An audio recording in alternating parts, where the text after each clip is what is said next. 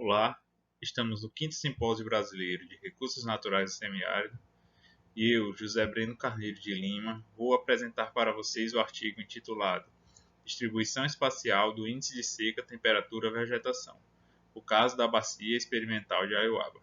Esse artigo possui como coautores Nazaré Suziane Soares, que é doutoranda do Programa de Pós-Graduação em Engenharia Agrícola da UFC, Carlos Alexandre Gomes Costa e José Carlos de Araújo, ambos professores do Departamento de Pós-Graduação em Engenharia Agrícola da UFC. Bem, pessoal, o artigo ele trabalha a perspectiva da determinação da umidade do solo, uma vez que o método padrão de determinação da umidade do solo ele é um método que geralmente não é aplicado para a espacialização dessa umidade, por exemplo, escala de bacia hidrográfica. Entretanto, com o avanço das tecnologias e as técnicas de sensoriamento remoto ter ficado cada vez mais acessíveis, a determinação de umidade por via remota tem se tornado uma realidade. E dentre as técnicas expressas na literatura que possuem uma maior expressividade é a técnica do índice de seca, temperatura, vegetação, o ISTV. Com isso em vista, o presente trabalho teve o objetivo de avaliar a distribuição espacial do índice de seca, temperatura, vegetação, ISTV, sob condições de bacia preservada, para a bacia experimental de Aiuaba. A área de estudo foi a Bacia Experimental de Aiuaba, a BEA, localizada na Estação Ecológica de Aiuaba, no sul do estado do Ceará. A região possui clima semiárido quente e seco, tipo BS, segundo a classificação climática de Köppen. Bem, sobre a aquisição e o processamento das imagens. A imagem adquirida foi do dia 3 de outubro de 2018. Ela foi oriunda do projeto Landsat, mais especificamente Landsat 8, que possui sensores OLE e TIRS. Ela era uma imagem Collection Level 1 com nível de processamento T1, que é uma imagem já mais refinada, com pouca cobertura de nuvens e já é corrigida geometricamente. A partir daí, a gente realizou o cálculo do índice de seca, temperatura e vegetação, aplicando 4 passos. O primeiro deles era o cálculo do índice de vegetação por diferença normalizada, o NDVI. Depois a gente calculava a temperatura da superfície terrestre e através desses dois produtos, o NDVI e o TST, a gente elaborava um espaço TST-NDVI, que é um método de calibração do índice de seca. Para a partir daí a gente poder determinar o índice de seca.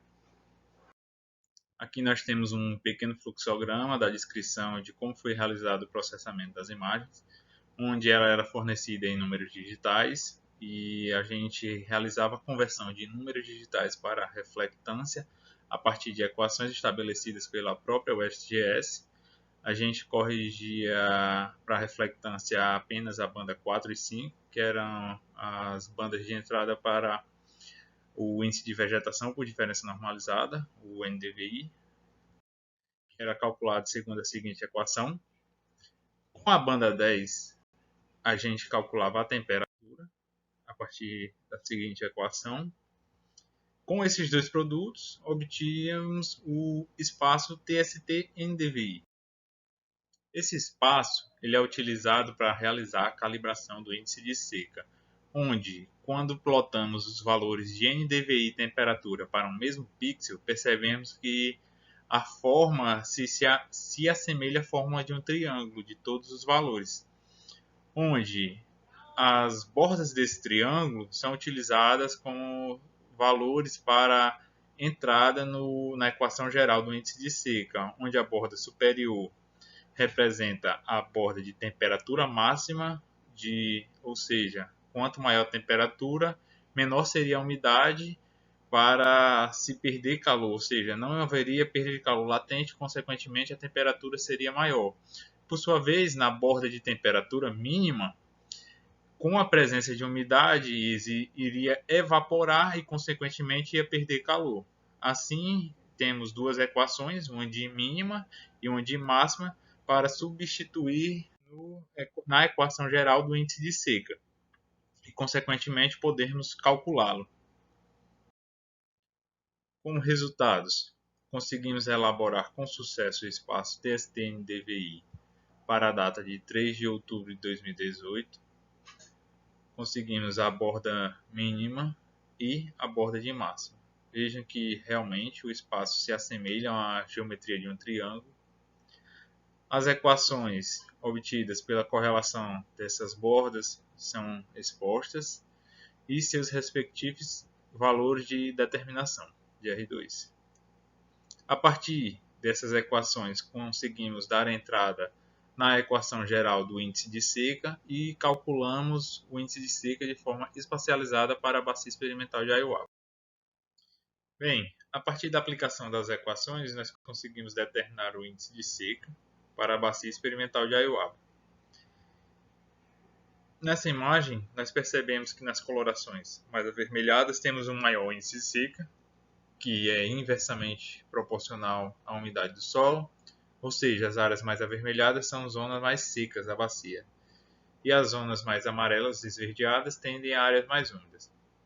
Percebemos que, próximo ao reservatório da bacia, por estar em um período em que o reservatório não encontrava mais água, ele apresentou um maior índice de seca. Isso por se tratar de uma localização que tinha mais solo exposto e, consequentemente, a temperatura aumentava mais rápido, por não possuir mais água.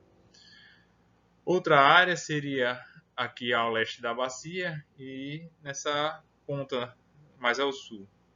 Isso é representado por nessas regiões terem solo exposto devido a uma estrada, que é utilizada pelos moradores da região.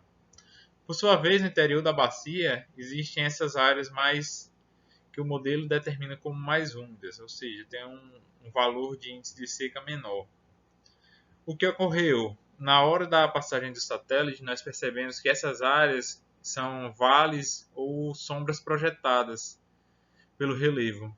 E na hora da passagem do satélite, quando ele coletava essas sombras, por estarem projetadas nessa região, faziam com que a temperatura, consequentemente, diminuía por essas sombras, não ocorria incidência solar direta, e o modelo entendia isso como fosse umidade, ou seja, essas zonas, por estar com a temperatura menor, eram interpretadas como áreas com uma maior umidade, o que não refletia a realidade. Outra característica foi que nós classificamos a área segundo determinações por alguns autores, onde variam de extremamente úmida até extremamente seca. A bacia apresentou um padrão úmido em 16,4% da área, um padrão normal de 81,7% da área e seco em 1,9% da área. Essa característica não refletiu o que é a realidade na região para essa data. O modelo superestimou essa umidade, o que também foi visto por outros autores, tendo em vista que o modelo em si seca acaba superestimando os valores de umidade da região, necessitando assim que, para que ele seja aplicado, ocorra algumas correções para que ele possa ter uma melhor precisão nessa determinação de umidade.